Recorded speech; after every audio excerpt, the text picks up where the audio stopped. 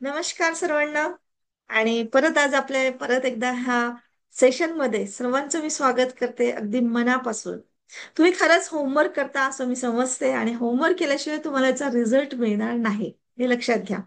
आणि हे होमवर्क म्हणजे शाळेचं होमवर्क नाही, तर केलं नाही केलं तर तुम्हाला शिक्षा मिळेल किंवा कान धरून टीचर हे करेल असं काही नाही. तुम्ही होमवर्क केलं तर तुमचं आयुष्य पलटेल. हे जास्तीत जास्त म्हणजे, आणि इथे सेल्फ स्टडीला जास्त महत्व आहे. इथे म्हणजे तुम्हाला जबरदस्तीने कोणीतरी करून घेईल किंवा काहीतरी भीतीने तुम्ही होमवर्क कराल आणि असं असं नाही होणार. तर तुम्हाला आतूनच आलं पाहिजे की मी काय होमवर्क केलं आणि माझ्यामध्ये काय बदल झाला, तरच तुम्हाला ह्या क्लासचा काहीतरी फायदा होईल. नाही तर छान आहे छान आहे म्हटल्यावर काही होणार नाही. ठीक आहे. तर आता आपण कसं बदल करू शकतो, कोणाला लक्षात येऊ न तर नको येऊ, पण मला आतून शांत झालं पाहिजे, मला आतून मस्त गुड फिलिंग आलं पाहिजे, हॅपी म्हणजे थॉट्स, हॅपी मुवमेंट्स माझ्या आयुष्यामध्ये आले पाहिजे. आणि त्याच्यासाठी बाहेरचं वातावरण क्रिएट करायची गरज नाही, तर मला आतूनच हॅपी हॅपी वाटलं पाहिजे. तर ह्यासाठी आपल्याला हा सगळा अभ्यास करायचा आहे. ठीक आहे. त्यामुळे नियमित होमवर्क करणं ही तुमची जबाबदारी आहे, हे लक्षात ठेवा. तर चला, आज आता आपण काल शिकलो होतो एम्पथी. एम्पथी इतका सुंदर आहे की स्वतःला समजण्याच्या पलीकडे इतरांना समजायचं आहे. आणि त्यांच्या दुःखामध्ये आपल्याला ऐकायचं आहे. ऍक्टिव्ह लिसनिंग म्हणजे ऐकण्याची कला शिकायची आहे. तर नुसतं ऐकणं नाही, तर लक्षपूर्वक ऐकायचं आहे.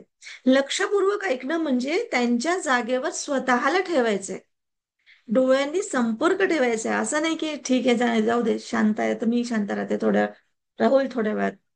असं नाही, त्यांच्या डोळ्यांनी संपर्क ठेवायचा, आपल्या डोळ्यांनी त्यांच्या डोळ्यामध्ये बघायचंय.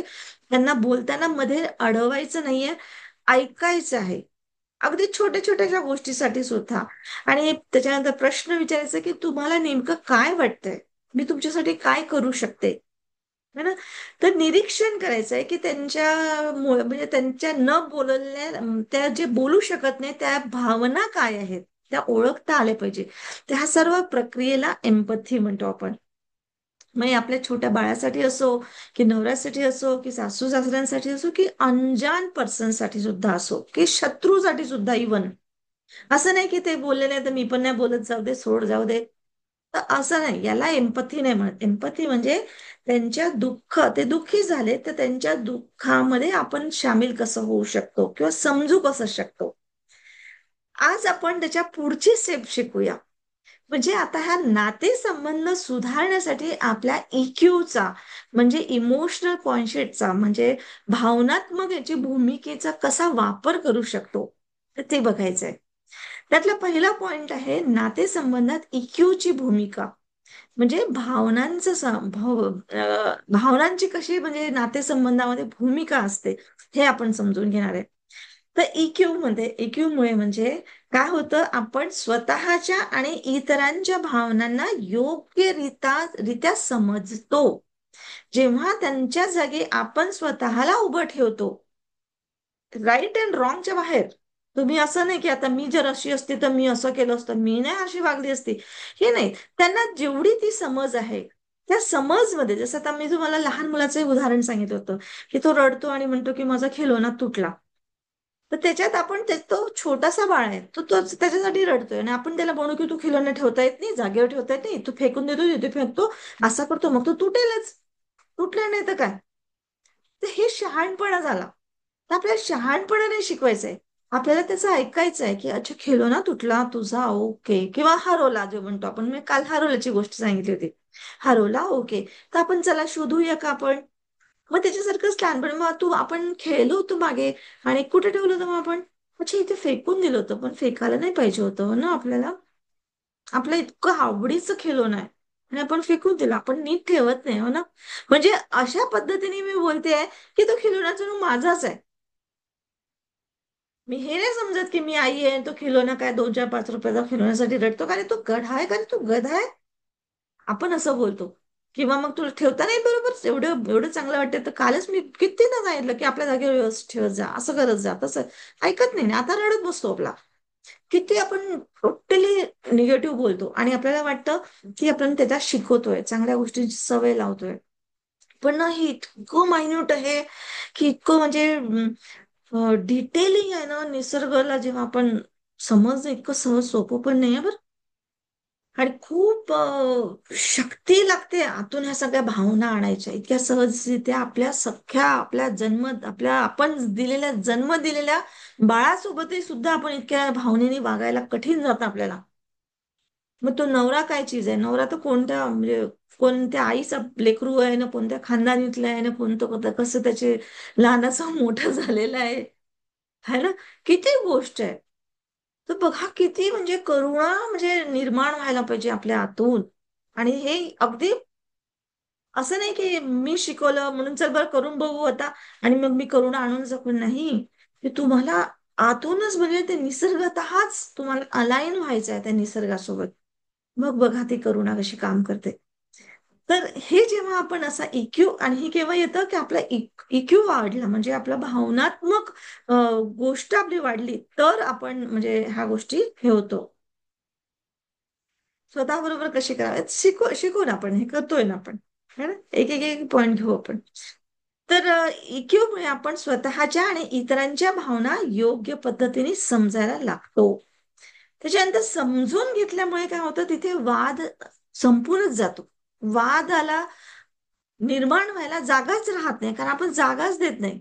त्याच्या आधीचे जे मी पॉइंट सांगितले की लिसनिंग पॉवरफुली ऍक्टिव्हली लिसनिंग करायचंय म्हणजे ऍक्टिव्हली लिसनिंग म्हणजे फक्त ऐकायचंय तुम्हाला त्याच्यात आणि त्याला न अडवता त्याला याच्यामध्ये चुकीचं काय तू कसा चुकला मी कशी बरोबर आहे किंवा मी चुकले किंवा तू हे काहीच नाही बोलायचंय अडवायचंच नाही आपल्याला फक्त ऐकायचंय की हो मी तुम्हाला समजते मी समजू शकते बस एवढंच बोलायचंय.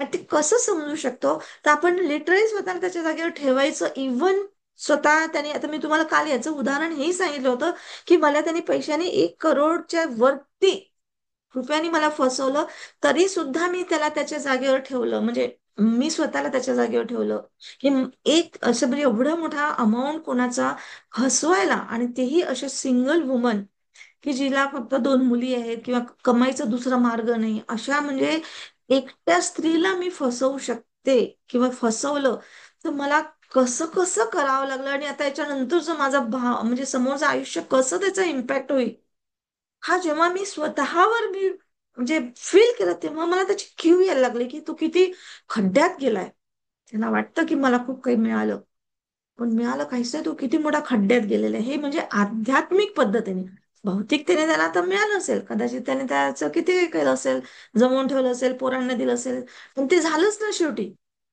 त्याचा मुलगा एवढा मेरिटचा स्टुडंट चांगला हुशार मुलगा होता हैदराबादला आयटीच्या कॉलेजमध्ये मोठ्या कॉलेजमध्ये ऍडमिशन जिथे मिळत नाही तिथे त्याला ऍडमिशन मिळाली होती आणि दुसऱ्या तिसऱ्याच वर्षी काहीतरी त्यांनी तो चरस गांजा वगैरे काहीतरी असतं ना ते विकण्याच्या याच्यामध्ये तो पकडला गेला पोलीस केस बीस झाली केवढं जेल झालं रस्टिकेट झाला सार करिअर बरोबर झालं यार त्याचं किती पैसे खर्च झाला असेल आणि एवढा हुशार पोरगा ड्रग्सच्या ह्याच्यामध्ये भानगडी केवढं पेपरमध्ये नाव आणि साऱ्या लोकांनी चितू केलं म्हणजे किती इथल्या इथेच भरा किती वर्ष लागले 2-4 वर्षातच त्याला रिझल्ट आलं हे सगळं हे जेव्हा मला ऐकलं ना तर मला म्हणजे शॉक पहिले शॉक म्हणजे हेच करुणा जागृत झाली की अरे रे इतक्या म्हणजे हुशार मुलाचं हे झालं माझ्या मनात हे नाही आलं बरं झालं देव असाच शिकवतो बरोबर असं आलंच नाही माझ्या मनामध्ये म्हणजे ऑटोमॅटिकच असं वाटलं की अरे यार प्रॉपर त्याला गायडन्स नाही मिळालं आणि पहा एवढा हुशार मुलाने आपलं सगळं करिअर बरबाद करून टाकलं हे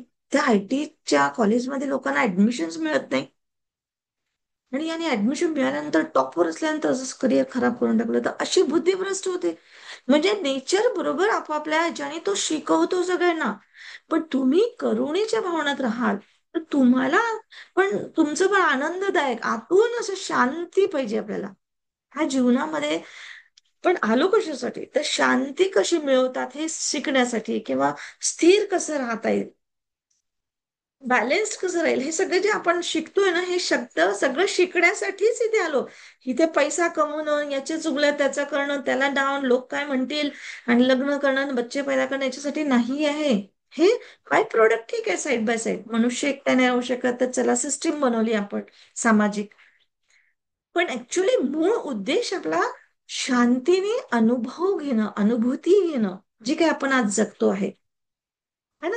तर शांती महसूस करणं किंवा आनंद महसूस करणं, सुख निर्माण करणं, आपल्यामुळे इतरांना कसं सुख देता येईल, ह्या सगळ्या गोष्टी, आणि ह्या सगळ्या गोष्टींसाठी इक्यू म्हणजे ही भावनात्मक सिच्युएशन आहे, ही सगळ्यात महत्वाची असते.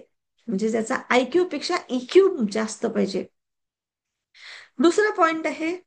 अच्छा, याच्यामध्ये एक मी उदाहरण तुम्हाला हेही सांगू शकते, की जसं पती ऑफिसमध्ये जातोय, त्याला ताण खूप झालाय ऑफिशियल याचा, खूप त्याला बिझनेस असेल किंवा बिझनेसचा असेल, जे काय त्याला ताण आला, तर पत्नी त्याला फक्त विचारते की तुला आज काही खूप थकल्यासारखं वाटतंय का घरी आल्याबरोबर. म्हणजे त्याच्या चेहरा बघूनच किंवा त्याच्या ऍक्शन मधून, त्याच्या बोलण्यावरून, त्याच्या शारीरिक ठेवणापासून, म्हणजे आणि तर काही केलं, अरे तू हे काम राहिलं होतं, हे बिघडलंय, अरे ते करून दाखवा, अरे ते जाऊन द्या, अरे ते किराणा घेऊन या, अरे इथं भाजी घेऊन या.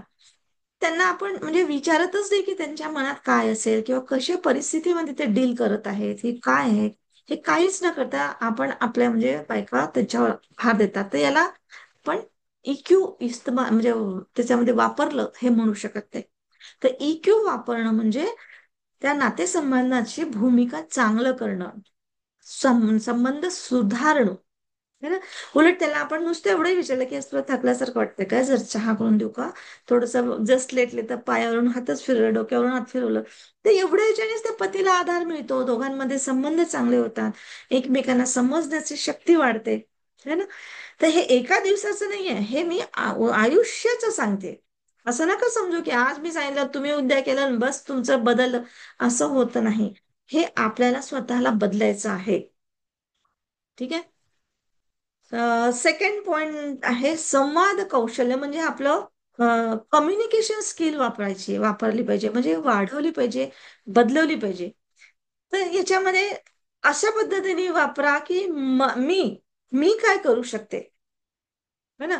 असं नाही की तू माझं कधीच ऐकत नाही, तू तसाच आहे, तुला ना असंच, तुला समजतच नाही, किंवा मला माहिती होतं तू असंच करशील, पण जे असं म्हणतो, अरे जाऊ दे, यांचं असंच असतं, नेहमीच आहे. तर अशा याच्यामध्ये तुमचं एम्पथी किंवा तुमचं इक्यू तिथे वाढत नाही, इमोशनल क्वेश्चन वाढत नाही, म्हणजे भावनात्मक गोष्ट तुमची जी म्हणतो आपण, ती तुमची वाढत नाही. हा. तर आपल्याला बुद्धीने पण, म्हणजे बुद्धीनेच काम करायचंय, पण बुद्धीला भावनात्मक रूप द्यायचंय. ठीक आहे, सगळ्या गोष्टीमध्ये. तर त्यापेक्षा असं बोलायचं की मला असं वाटतं की आजकाल माझं ऐकलं जात नाहीये, हो ना, असं मला आजकाल वाटायला लागलं. म्हणजे जास्तीत जास्त मला, मी हा शब्द वापरायचा प्रयत्न करा. तर याचा अर्थ असा नाही की मी स्वार्थी बोलते, किंवा आपल्या गोष्टी म्हणजे सहजतेने हसत खेळत दुसऱ्यांच्या समोर मांडणं. आणि तू असं म्हणत नाही, तू माझं ऐकत नाही, तू असं करतो, तुला तसं वाटतं, अशाने काय होतं, दोषारोपण दुसऱ्यांवर जातं. आणि ते दोषारोपण दुसऱ्यांवर गेल्याने भांडणं जास्त वाढतात. त्यापेक्षा मला आजकाल असं वाटतं की मी काही महत्व माझं राहिलेलं नाही आहे यार. आजकाल मी अशी थोडस हे वाटते, हा ना, मला माझं काही ऐकलं जात नाहीये घरामध्ये. मला काहीतरी बदलायला पाहिजे. काय बदलायला पाहिजे बरं? म्हणजे असा खेळी गमतीमध्ये बोलता बोलता स्वतःच मला कुठेतरी फील होते आहे, ह्या गोष्टी पण सहजतेने आपण सांगतो, याच्याने भांडणं होत नाही आणि आपले संबंध चांगले व्हायला लागतात. संबंध चांगले होण्यामध्ये हा एक संवाद कौशल्य, म्हणजे कम्युनिकेशन स्किल म्हणतात त्याला, हे वाढवायला पाहिजे. त्याच्यानंतर तिसरा पॉइंट आहे की संघर्ष आपल्याला मॅनेजमेंट करायला पाहिजे, व्यवस्थापन त्याचं करायला पाहिजे. संघर्ष म्हणजे कसा की तू मी केलं की संघर्ष, त्यांनी एक बोलत आपण दोन बोलायचं, 10 बोलायचं, किंवा त्याचं सगळं पास्ट काढायचं. अरे तू तर एवढं मला एवढं बोलतोस, तू तुझं बा ना असं, असं वगैरे जेव्हा बोलतो, तर ते सगळं त्याच्याने वाढत जातं. त्यापेक्षा त्यांनी बोललं की ओके ठीक आहे, तरी पण शांततेने चर्चा करायची प्रयत्न करा जास्तीत जास्त. आणि विशेषतः आपल्या घरात ज्यांच्याकडे, ज्यांच्यासोबत आपल्याला रात्रंदिवस राहायचंय, तिथेच आपल्या घरामध्येच शांती राहिली ना, हळूहळू तुमचा तो ऑरा वाढत जातो. हळूहळू तुमचं बाहेरच्या लोकांशी शांतता म्हणजे वाढत जाईल. हळू मग समाजांचं होईल, मग हळूच आपल्या देशाशी, आपल्या म्हणजे महाराष्ट्राशी वगैरे अशा टाईपचं होत जातं. नाही तर आपण जनरली कसं टीका टिप्पणीच करत राहतो.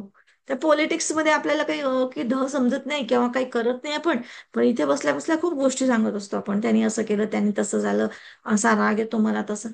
काही गरज नाही. तुम्ही जर तिथे जाऊन ऍक्शन घेऊ शकत नाही, बोलू शकत नाही, म्हणजे जाऊन तुम्ही काही बदलू शकत नाही, कशाला तुम्ही या सगळ्या गोष्टी करायच्या. म्हणजे इनडायरेक्टली डायरेक्टली आपली जरी आपण शरीराने तिथे नाही पोहोचलो, पण आपल्या विचारांनी, आपल्या एनर्जीने आपण पोहोचतो सगळीकडे. मी कालच ह्या गोष्टीवर मी सांगितलं, की मुंबईला तिथे आतंकवाद्यांनी हल्ला केला. तिथे आपला एवढासा का असेना, खसचा दाना का असेना, पार्टिसिपेशन आहे. मग आपण असं कशाला पार्टिसिपेशन करायचं? तर तिथे आपण आपलं संघर्ष व्यवस्थापन करणं खूप गरजेचं आहे. विषयावर बोला वाटल्यास, की आपण इथे कशा पद्धतीने करू शकतो, काय करायला पाहिजे होतं किंवा काय करायला नाही पाहिजे होतं. पण टिपिकल एखाद्या व्यक्तीवर बसल्या बसल्या इथे तुम्हाला काही टीका टिप्पणी करायची गरज नाही. किंवा अशा पद्धतीने आपण जर केलं तर याच्याने किती सुधारणा होऊ शकते किंवा माझ्यामध्ये काय होऊ शकतं, आपल्या घरामध्ये काय होऊ शकतं, कसं मॅनेजमेंट केलं पाहिजे आपण एकमेकांना. मतभेदही होत असतील तरी पण मान्य करायचं त्याला, की ठीक आहे, ओके, मतभेद म्हणजे जसं आता आपल्या मुलांसोबतच होतं. आता मुलांचं जग बदललं आहे यार. बऱ्याचशा गोष्टी आपल्याला आवडतात, नाही आवडत. आपण मग तिथे आपल्याशी आमच्या आईवडिलांनी असं म्हटलं तर बस असं झालं, आम्ही तसं होतो तसं. असं नाही चालत ना. आता आपण बदललो आणि आपणच बदलवलं त्यांना. आपल्या आईवडिलांचं असं होत होतं म्हणून आपण आता आपल्या मुलांना आपण तसंच वागवू शक्यच नाहीये. पण काही गोष्टी मतभेद होतात मुलांशी, आपल्या नवरा बायकोचं. तर ठीक आहे, मान्य करा. ठीक आहे, तुम्हाला ते पटतं, पण मला माझ्या बाजूने हे असं आहे बुवा. तर ठीक आहे, तुम्हाला पटलं नाही पटलं पण हे हरकत नाही. नातं तोडायला एकदम लास्ट मोमेंटला येऊ नका किंवा नातं तोडू नका. घरातल्या घरातच किती किती महिने भाऊ बहीण बोलत नाही, आई वडील आपसामध्ये बोलत नाही, है ना, मुलांची बोलत नाही. अशाने वाद वाढत जातात आणि आत्मातलं ते म्हणजे जे सिंपथी एम्पथी असं सगळं संपून जातं आणि नातेसंबंध मग हळूहळू संपायला लागतं. तर जसं एखाद्या वेळेस मित्रांसोबत पैशासाठी वाद होतो, कोणी घेतो पैसे आणि देत नाही, किंवा मग काही काही वेळेस म्हणजे आता देतो नंतर देतो, किंवा काही गोष्टी होतात पैशाच्या, अशाच बाबतीत भांडण होतात. तर त्यावेळेस त्याला डायरेक्ट असं न म्हणता, म्हणजे तू खोटारडा आहेस, तू असा आहे तसा आहे, असं न म्हणता त्याला थोडंसं असं बोलायचं, की मला थोडीशी काळजी वाटते रे तुझ्याबद्दल. कारण तर मी स्वतःला जेव्हा मी सांगते माझ्यासोबत असं कोणी झालं, तर मी त्यांना हे नक्की सांगते. जसं आता माझ्या फीसच्या बद्दल बरेचदा येतात असे, तर बरेचसे लोक फीस टप्प्याटप्प्याने देऊ असं म्हणतात, पण काही काही वेळेस मग फीस देतच नाही. काही काही शेवटचा वगैरे असलं, इन्स्टॉलमेंट असेल काय असेल तर देतच नाही. तर असं माझ्याकडनं तर खूप मी त्रास असं देतच नाही कोणाला, की नाही नाही द्या फीस, असं आहे तसं आहे मग असं कर, असं नाही. मीच समजते. मला ह्या गोष्टीची खरंच म्हणजे एक मी समज तेवढी आहे, की नाही, मी यांना रेखी शिकवलंय तर नक्की यांच्या लाईफमध्ये बदल झाला पाहिजे, प्रगती झालीच पाहिजे. हा माझा हे आहे आणि त्याच्यासाठी मी आयुष्यभर त्यांच्या पाठीशी राहणार. मग प्रगती जर यांनी झाली नाही तर मग याचा आपण जेव्हा रेकीची प्रार्थना करतो त्याच्यामध्येच आपले 5 नियम आहेत, की मी खोटं बोलणार नाही, मी कोणाला म्हणजे फसवणार नाही, किंवा जे काही निगेटिव्हिटी आहे. तर इथेच जर तुम्ही पहिल्या 5 नियम मध्येच जर तुम्ही साकार झाले नाही तर कशी तुम्हाला रेकी मान्य करेल? मग हे मला मी समजावून सांगते त्यांना परत परत, की बघा हे मला, मी तर सोडून देते. मला तुमच्याकडनं नाही मिळाले पैसे, मला माझी माझी मेहनत राहील. कुठून ना कुठून मला पैसे येणारच, येतातच, आणि मला तुमचे काही 2 4 5 हजारांनी काही फरक पडत नाही. पण तुम्हाला, तुम्ही जो इंटिग्रिटी म्हणतो, कारण रेकी असं नाही की बस मी अशी केली, माझ्या से की चोकोरे आता बस मी करते तुझं होऊन जाईल, असं नाही होत आहे. हे जे आता आपण शिकवतो आहे, हे शिकतो आहे, तर हे सुद्धा म्हणजे आपल्यामध्ये इंटिग्रेट झालं तर हे सुद्धा काम करते आहे. म्हणजे इनडायरेक्टली डायरेक्टली रेकीला तुमच्या पॉवरफुल करते आहे. तर त्यावेळेस मग कसं समजवायचं त्यांना, की अरे मला खरंच तुझ्या म्हणजे तुझ्या प्रगतीसाठी मला चिंता वाटते बरं का. तर तू म्हणजे जे इंटिग्रिटी, की तू जे म्हणतोस ते झालं पाहिजे, अशी प्रार्थना तू त्या ब्रह्मांडाला करतोयस, निसर्गाला करतोय. तू इथे म्हणतोस की माझे जो पैसे नाही आहेत किंवा मी देऊ शकत नाही. तू खरंच स्वतःला प्रश्न विचार, की तुला द्यावंसं वाटतो का? तू नाही द्यावंसं वाटत तर तू सरळ बोल, की मला नाही द्यावंसं वाटत किंवा मला बेईमानी करायची. ठीक आहे, करून घे. पण त्याचं फळ तुलाच भोगावं लागणार आहे. हे मात्र कबूल कर. बाकीचे तू इतके मला पैसे दिलेस आणि मग तुझे समजा रेकी काम नाही केली तर तू म्हणजे परत माझ्यासोबतच येशील, परत मला विचारशील. मी तर सांगेन तुला चांगल्या याच्याने, मी तर तुला आणखी, तुला हरवले तुझे नोट्स तर मी आणखी नोट्स पाठवते, सगळं करते. मी कधीच कोणाला अडवत नाही. तर मला माहिती आहे की दिल्याने अजून आपल्याला चांगलं वाटतं, आपलंच वाढतं. है ना, हा नियम मी समजून घेतलं. त्यामुळे पैशावर मी वाद करतच नाही कधी कोणाशी. तर अशा पद्धतीने मात्र मी तिथे उभी पण राहते, की मला त्यांच्याबद्दलची चिंता म्हणा किंवा त्यांच्याबद्दलचं काम, आपुलकी, काळजी असते, की त्यांनी पण पैशांच्या बाबतीत का असे ना त्यांची पण वाढ झाली पाहिजे. जर तुम्ही रेकी शिकले तर, कारण माझ्या ऍडव्हर्टाइजमेंटमध्ये तेच असतं की तुम्ही रेकी शिकले तर तुमचं असं होतं, तुमचं तसं होतं. मग ते सत्य झालं पाहिजे ना बा. मी खोटारडी पडेल ना. तर म्हणून मग तुम्ही नियमानुसार चला. मी जे सांगते तशा पद्धतीने करा, स्वतःसाठी करा, इतरांसाठी नाही. तर स्वतःच आपण जेव्हा इंटिग्रिटी ठेवली नाही, तर तो ब्रह्मांड तसाच म्हणतो ना, तथा असतो. तो म्हणजे दुसरं काही, म्हणजे आता आपल्याला बोलायची गरज नाही की तू खोटारडा आहे किंवा तू असं आहे तसं आहे, बोलायची, आरोप करायची गरजच नाहीये. हा, त्याला तुम्ही कशी मदत करू शकता की बाळा तुझ्या तुझ्या लाईफ मधून अशा पद्धतीने तू दूर आणू शकते, है ना. तर तू काय करू शकतोस. तर अशा पद्धतीने पैशावर म्हणजे त्याला निगेटिव्हिटी बोलण्यापेक्षा किंवा मतभेद करण्यापेक्षा मान्य करा की ठीक आहे माझे मत, आणि एवढं सांगितल्यानंतर त्यांनी ऐकलंच पाहिजे तुमचं जरुरी पण नाही, काय माहिती त्याला काही अजून अडचणी असू शकतात. आपण हे समजून घेतलं पाहिजे की चला ठीक आहे, तसंही आपल्याला दान करायचंच आहे तर दानमध्ये काही भाग असंही ठेवूनही द्यावं. पण ते स्वतःला लावून पण नाही घ्यायचे अशा खूप. हे जरूर समजून घ्या. ठीक आहे. त्याच्यानंतर चौथा पॉइंट आहे कृतज्ञता व्यक्त करणं. हे तर तुम्हाला कधी पण, म्हणजे स्पेशली आपण बघू याच्यावर ग्रॅटिट्यूड वर पण एखादा घेऊ. सगळ्यात हाय एनर्जी फ्रिक्वेन्सी की तुमच्या लाईफ मध्ये जेही काही आहे, जसंही आहे, त्याच्यासाठी ग्रॅटिट्यूड व्यक्त करा, कृतज्ञता व्यक्त करा. त्याच्यासारखं दुसरं काहीच नाही. म्हणजे सकाळी उठल्याबरोबर डोळे उघडले की पहिले धन्यवाद, आज माझे डोळे उघडले. भगवंत तू मला इतकं सुरक्षितच इथं झोपवलं, किती छान झोप झाली. आणि मग त्याच्यानंतर काय तुम्हाला ते करायचंय ते करा. धरतीवर पाय ठेवला तर पहिला पाय म्हणजे की धरतीला धन्यवाद बोला. सूर्याला बघितलं, सूर्याला धन्यवाद करा. हवेचा झोका आला, धन्यवाद. म्हणजे साऱ्या तुम्हाला किती सहज त्यांनी इतकी वर्ष झाले यार, रोज मिळतंय, रोज मिळतंय, रोज मिळते. एकही दिवस आयुष्यातला असा गेला नाही की तुम्ही सकाळ बघितली नाही किंवा असं छान आरामात झोपले नाही. किती म्हणजे किती नॅचरल प्रक्रिया आहे. तर छोट्या छोट्या गोष्टीसाठी सुद्धा धन्यवाद बोला. अप्रिशिएशन करा.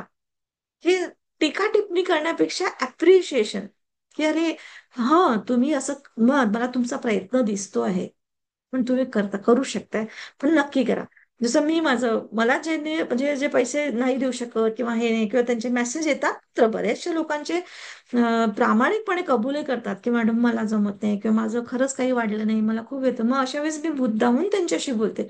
त्यांचं जास्त म्हणजे मी आणखी त्यांना कसं वर आणता येईल अप्रिशिएशन करते. म्हणजे तेव्हा मी पैशाचं मागत नाही माझ्या, की माझे पैसे दिले नाही ना म्हणूनच नो, असं कधीच नाही. पण तुम्ही आणखी कशा पद्धतीने चांगलं करू शकाल, म्हणजे त्यांच्याशी मी वन टू वन करू बोलते करते, त्याच्याने त्यांचं आणखी हे वाढतं, मॉरल सपोर्ट बनते त्यांचं. तर अप्रिशिएशन केल्यामुळे नातं नेहमी घट्ट होतं, चांगलं होतं. तर ह्या दोन गोष्टी अजून खूप सुंदर आहेत. कृतज्ञता करा आणि अप्रिशिएशन करा, तारीफ करा. जी गोष्ट आहे त्या गोष्टीची तारीफ करा. प्रत्येक व्यक्तीमध्ये तुमचा शत्रू जरी असेल ना, काही ना काहीतरी चांगली गोष्ट जरूर असते. त्याच्याशिवाय शक्यच नाही, कारण हा निसर्गाने दिलंय यार. तुम्ही मी कोण आहे कोणाचं हे करणार. आपली नजर त्या डायरेक्शनने द्या, आणि आपल्या आतमध्ये जे आहे तेच बाहेर निघेल ना. माझी नजरच जर चांगली आहे तर मला चांगलंच दिसेल. गुलाबाच्या फुलामध्ये काटे आहेत पण माझं लक्ष पहिले गुलाबाच्या फुलाकडेच जाणार, कारण ते माझी नजर मला आतमध्ये दिसते. माझी गरज मला गुलाबाच्या फुलाने मला अट्रॅक्ट केलेलं आहे. हा, काही काही वेळेस आता आम्ही होम सायन्सला होतो तेव्हा आम्हाला ते काट्यांवरचं पण फ्लॉवर अरेंजमेंट शिकवत होते. तर तेव्हा आम्ही काटे शोधत होतो, बाबळीचे मोठे मोठे काटे, म्हणजे तिथे डायरेक्ट काटे. तर तुमची नजर ज्याच्यावर येईल त्याच्यावरच तुम्हाला तेच दिसेल ना तुम्हाला. त्यामुळे अप्रिशिएशन, ग्रॅटिट्यूड खूप मोठी गोष्ट आहे, है ना. याच्यामुळे आपलं नातं अधिक घट्ट होतं, क्लोज येतो आपण, चांगलं होतं, शत्रुत्व कमी होतं त्याच्यातलं, आणि एनर्जी मध्ये खूप जबरदस्त फरक होतो. ठीक आहे. नंतरचा पॉइंट आहे, पाचवा पॉइंट, विश्वास निर्माण होतो. म्हणजे विश्वास निर्माण करावा लागेल, म्हणजे ट्रस्ट बिल्डिंग.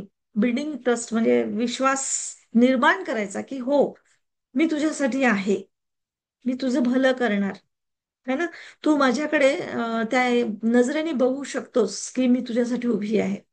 त्याच्यासाठी काय की आपल्या चुका मान्य करा. समजा आपल्याकडनं काही चूक झाली असेल, छोट्यातली छोटी असेल, किंवा कधी कधी आपण इग्नोरही करतो त्याला, चूक नाही पण झालं ना, त्याला वाईट वाटलं तर ती पण चूक आहे की हो, मी तुझ्याकडे लक्ष दिलं नाही, किंवा मी देऊ नाही शकले तुला, किंवा मी करू नाही शकले, किंवा तुला शब्द दिला होता पण मी नाही करू शकले, जे काय असेल ते बिनधास्त चुका मान्य करा.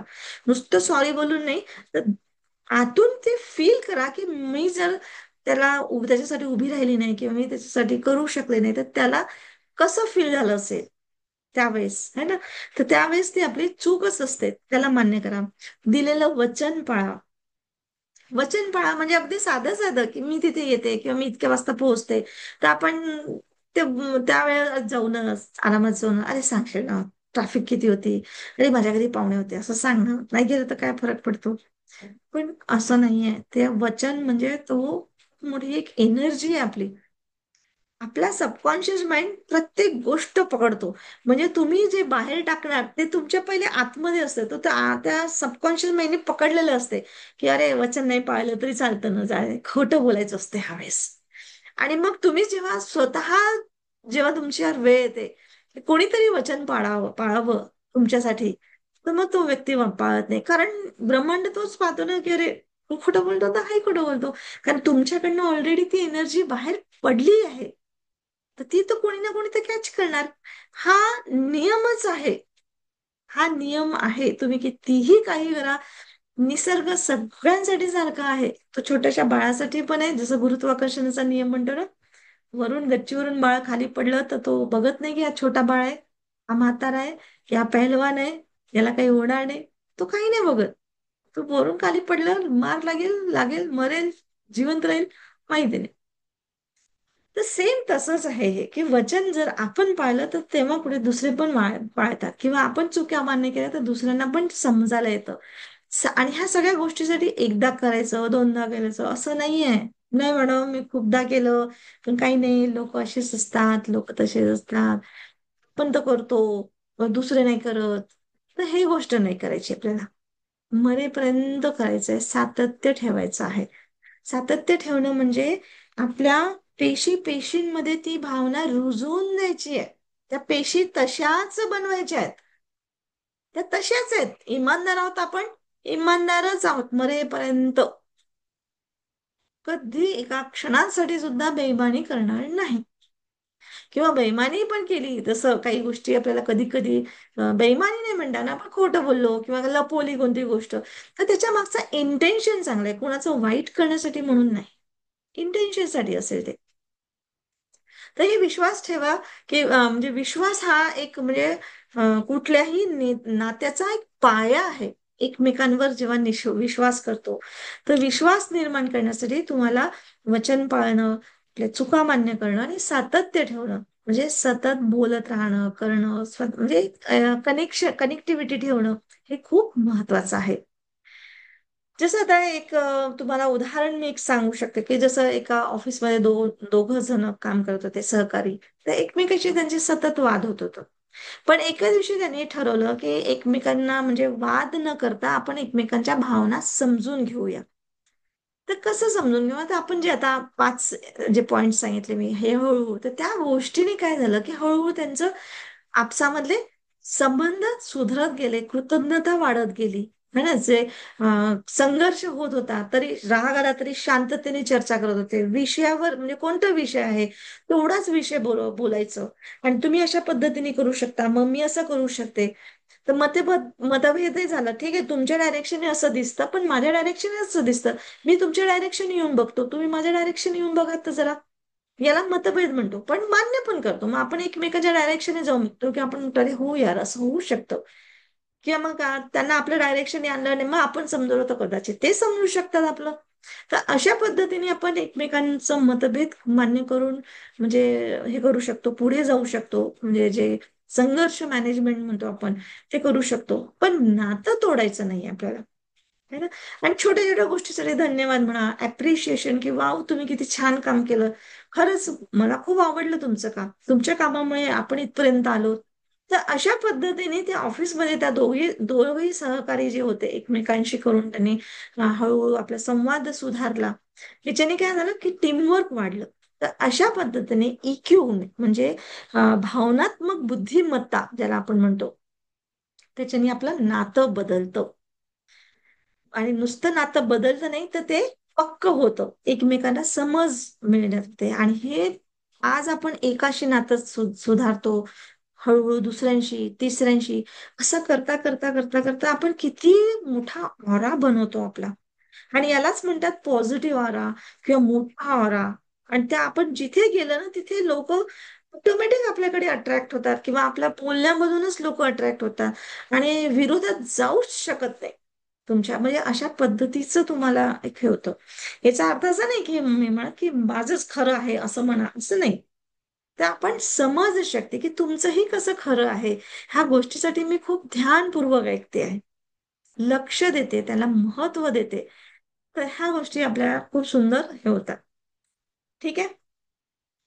तर आणि याच्यावर तुम्हाला होमवर्क हे करायचं आहे की आता याच्यानंतर कसं की म्हणजे कृतज्ञता बाळगायची आहे. सिंपल सिंपल होमवर्क आहे. किमान 2 व्यक्तींना तरी धन्यवाद द्या, म्हणजे त्यांच्याशी बघा, बोला.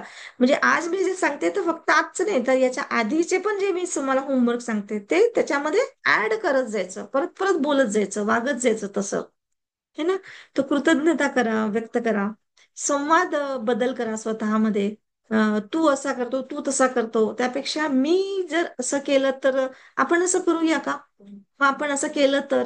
तर तूच्या ऐवजी मी किंवा आपण असे शब्द वापरून थोडस संवाद म्हणजे कसा सौम्य करता येतं, है ना. आणि डायरीमध्ये तर आपल्याला लिहिणं जरुरी आहे की मी माझा इक्यू म्हणजे मी माझी भावनात्मक बुद्धिमत्ता वापरली तर माझ्या रिलेशनशिपवर कसा परिणाम होतो आहे, किंवा माझ्यावर तरी कसा, मला आतून कसं वाटते, ह्या गोष्टी जरूर जरूर डायरीमध्ये लिहा. तुम्ही बघा, आज जर रेग्युलर अभ्यास करत असाल ना, तर ही डायरी तुम्ही 2, 4, 5 वर्षानंतर तुम्हाला कधी सापडली आणि तुम्ही जेव्हा वाचाल ना, तर तुमचंच तुम्हाला फरक जाणवेल की वाव, कसा बदल झाला. त्यामुळे नक्की करा तुम्ही, है ना. तर आणि खूप छान वाटते की आपण आपला बदल आपल्याला दिसायला लागतो, समजायला लागतं आपण. तर आणि आपण जे म्हणतो ते तसंच होतो हे तुम्हाला समजायला लागेल. ठीक आहे. तर चला आपण आता मेडिटेशन घेऊया. आणि तुम्हाला मग मी बोलायचा चान्स जरूर देईलच. तर चला शांतपणे बसा.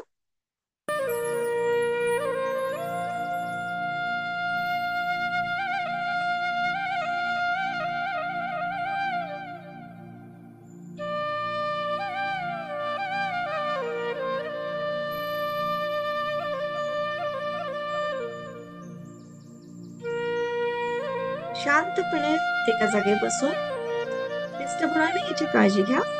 घरातले कोणी असतील तर त्यांना पण बसवा सोबत, काही प्रॉब्लेम नाही. शांतपणे डोळे बंद करा आणि आपल्या श्वासावर लक्ष केंद्रित करा.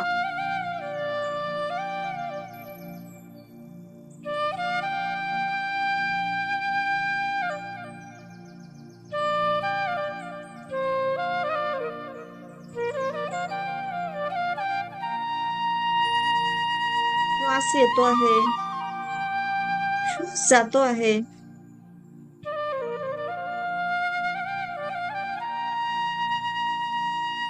हे आपोआप येतो आहे, जातो आहे. तुम्हाला काही ताकद लावायची गरज नाही, की जबरदस्ती खूप लक्ष द्यायची गरज पडत नाही, की ऑर्डर द्यायची गरज पडत नाही, काहीच नाही. नेचर कसा काय आपोआप तुमच्याकडनं करून घेतो आहे, तुम्हाला जगवतो आहे.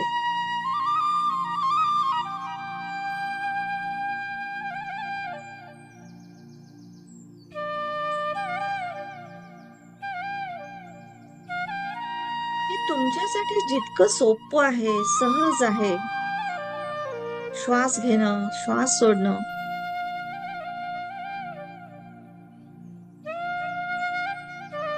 तुम्ही दुसऱ्यांसाठी श्वास नाही घेऊ शकत, किंवा दुसऱ्यांना श्वास घेऊन देऊ पण नाही शकत. आपला श्वास पण नाही देऊ शकत. कशी ही निसर्गाची किमया आहे ना.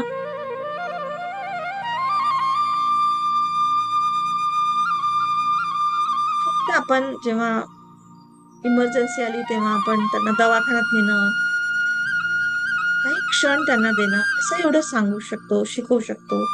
डॉक्टरांची मदत घेऊ शकतो, काही इक्विपमेंटची मदत घेऊ शकतो. पण जिथे श्वास संपला तिथे कोणीच काही करू शकत नाही. इतकं निसर्गाने आपलं स्वतःच आयुष्य फक्त आपल्या हातामध्ये ठेवलेलं आहे.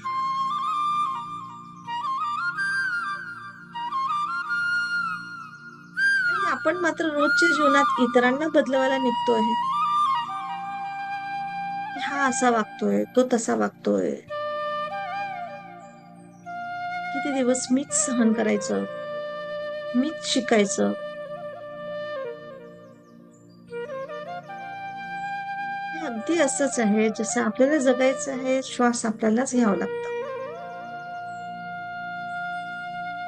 त्याप्रमाणे आपल्याला आपले नातेसंबंध सुधारायचे आहेत, तर आपल्याला आपला इक्यू म्हणजे आपली भावनिक बुद्धिमत्ता आपल्याला आपली वापरावीच लागेल.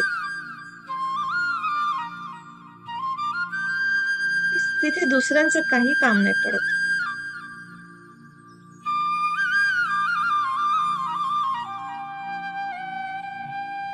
त्या भावनिक बुद्धिमत्तेमुळे आपण स्वतःच्या आणि इतरांच्या भावना योग्यरित्या समजू शकतो.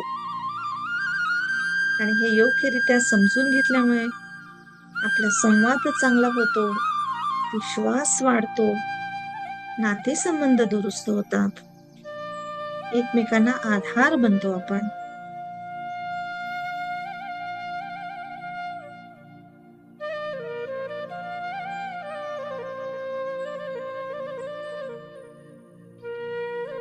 दुसऱ्यांची कंप्लेंटिंग, ब्लेमिंग करण्यापेक्षा मी तुझ्यासोबत कसा आहे किंवा मी तुला कसं समजू शकते, हे जेव्हा जेव्हा आपण बोलतो तेव्हा आपला विश्वास वाढतो, संघर्ष कमी होतो.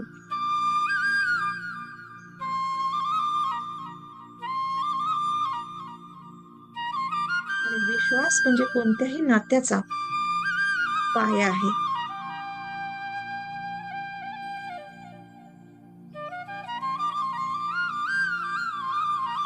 त्याच्यानंतर आहे कृतज्ञता. कृतज्ञता ही म्हणजे ग्रॅटिट्यूड.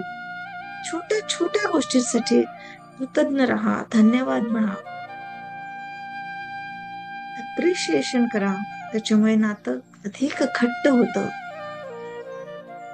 दिलेलं वचन पाळा, आपल्या चुका मान्य करा.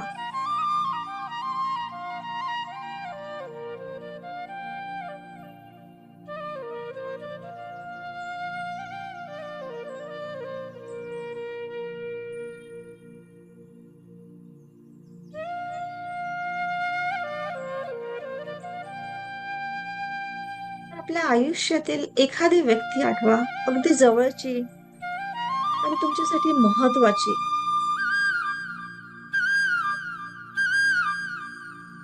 पण आज कृतज्ञता ध्यान करूया त्यांच्यासाठी, ग्रॅटिट्यूड देऊया.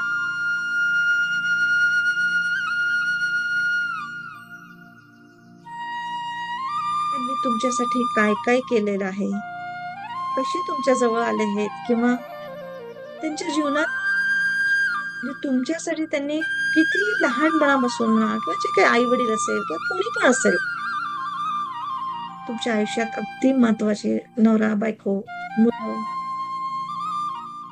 कोणीही एका व्यक्तीबद्दलच करा. जे काही जेव्हापासून जे तुमचे त्यांच्याशी संबंध आहे किंवा तुम्हाला समज आली तेव्हापासूनच तुमच्यासाठी त्यांनी काय काय केलं, त्या गोष्टीबद्दल कृतज्ञता व्यक्त करा.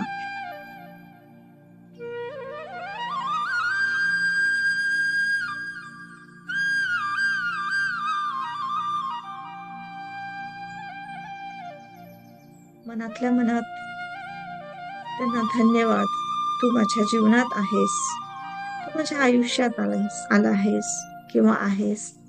आई वडील असतील तर थँक्यू. तुम्ही मला लहानपणापासून माझं पालन पोषण केलं.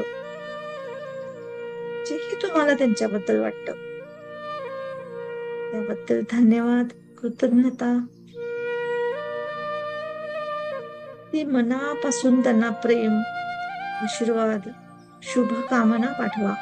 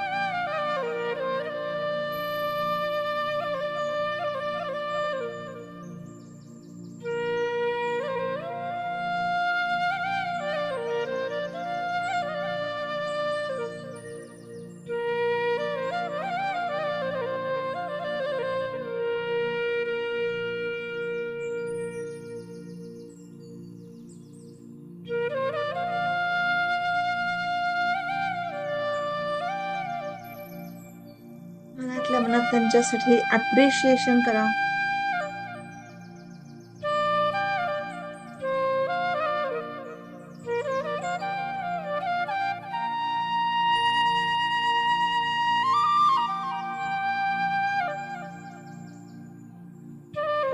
काही आपल्याला आपल्या चुका काही दिसल्या असतील तर चुका मान्य करा, किंवा काही वचन दिले असतील ते वचन पाळण्याचं मी पाळते आहे असं त्यांच्यासोबत कबूल करा. आणि अवेग व्हा आपल्या वचन जे काही बोलले असतात तुम्ही.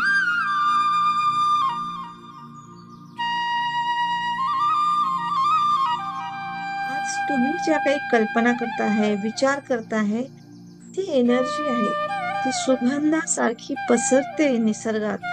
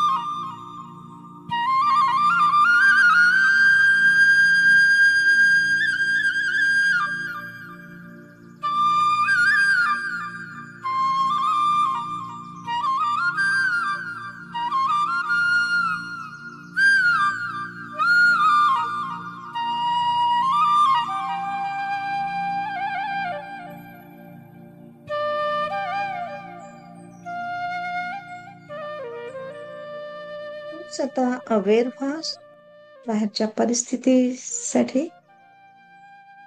आपल्या शरीराबद्दल अवेअर व्हा. हलकेच हात डोळ्यांवर ठेवून हळुवार पद्धतीने डोळे उघडा.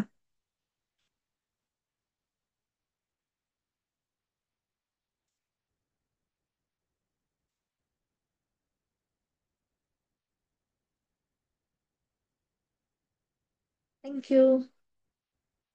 थँक्यू. Thank you very much.